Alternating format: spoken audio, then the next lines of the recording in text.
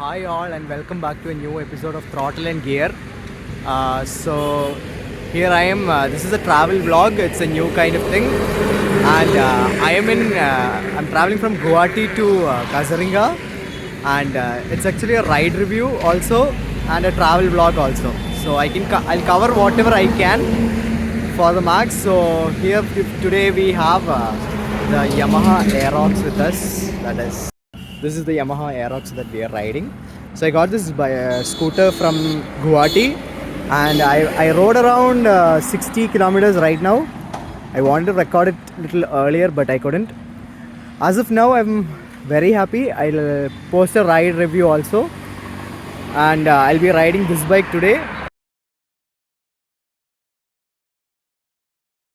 So, riding the Yamaha Aerox 155. Let me just put on my helmet.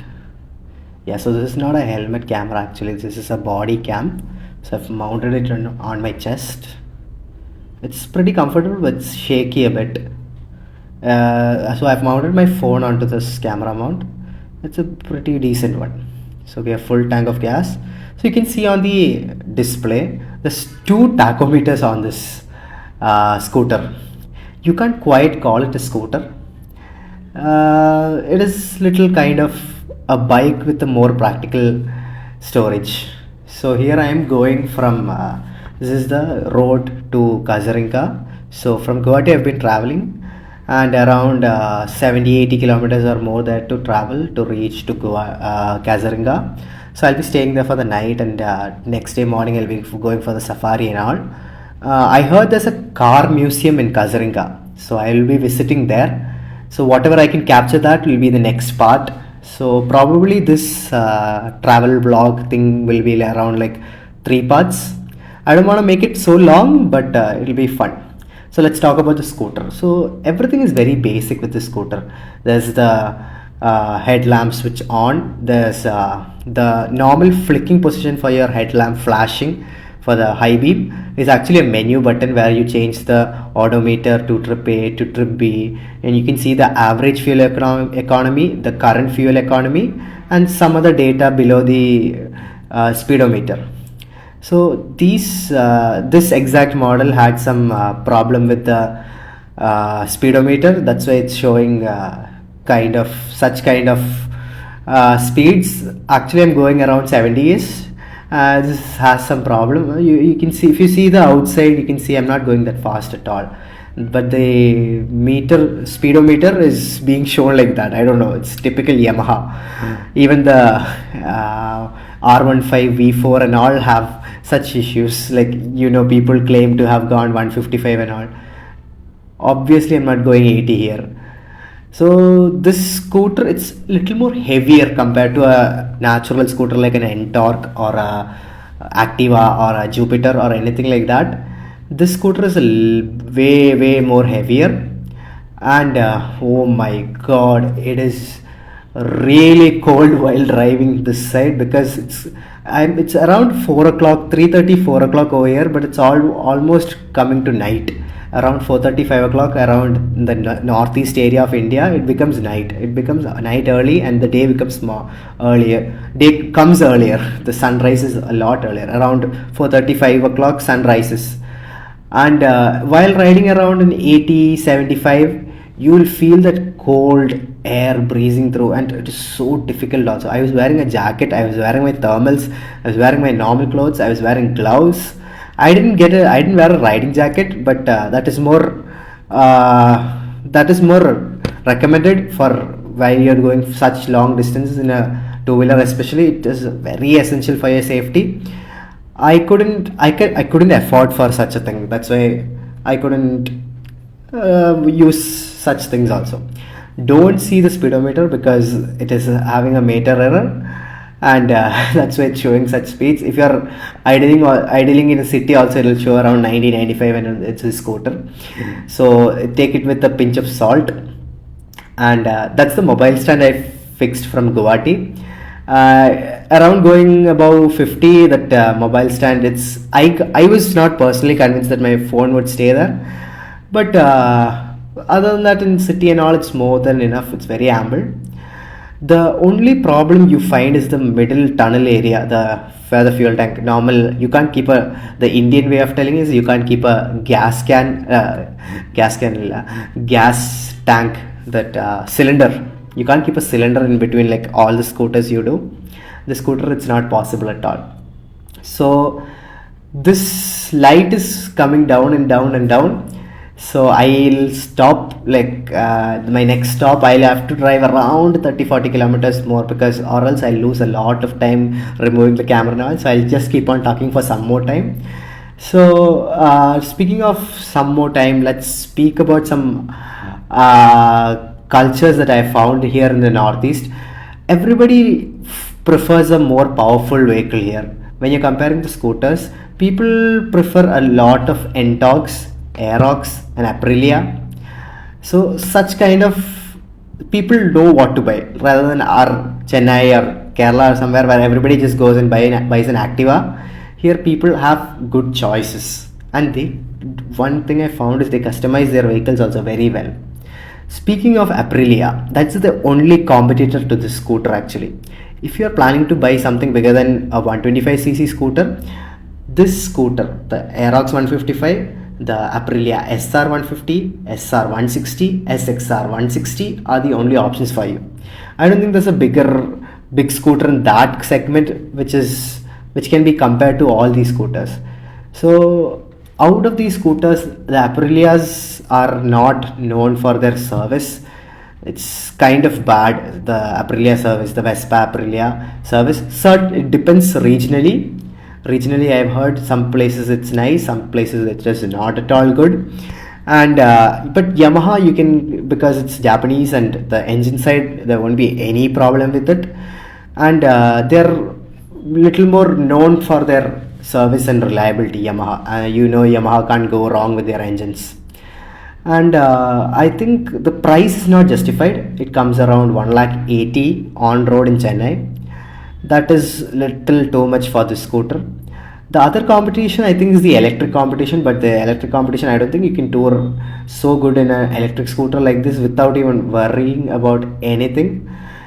Or this scooter, you don't have to worry, like you don't have to wait for charging time, you don't have to, such hassles are not there for a petrol scooter. Yeah, true, the electric is doesn't have carbon footprints, everything, but I'll talk about that in a different episode. That and all is literally not true. All that things that they say are not at all true. So I'll be continuing this ride on this Aerox. So I'll be going to Kaziranga. From Kaziranga I'll be going to Shillong. So hopefully I'll find some good rides to Shillong. And in between I'll just put a vlog of what I did in Kaziranga also. So I'm planning to go on safari in Kaziranga and also visit the car museum. Also there's an orchid garden and a museum too, so I'll be visiting those places also.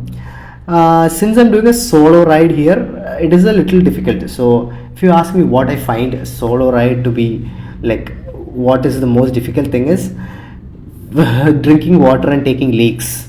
That's the biggest problem, because there's no, if you're carrying water it's fine, but you have to stop every time and remove your helmet, remove your mask, drink water. Then when you're going for a leak, same thing, you have to remove helmet, put the vehicle in a safe place, go for a leak, find a good place to take a leak. It should be hygienic, especially for me. I prefer a hygienic place. I don't like going in the roadside, and I don't like going in a very unhygienic toilet also. So I prefer somewhere good, hygienic also. But sometimes your bladder will be so full that you should go to some unhygienic place, and so uncomfortable for me. And especially in our highways in India, the situation of toilets, public toilets, is very, very bad. And you have to keep like 4-5 masks and go inside. The smell is so bad. I don't want to explain it more. I know everybody gets what I'm telling. But this ride has been very better, very good. So yeah, that's it. I guess I'll stop now for a leak. That's better.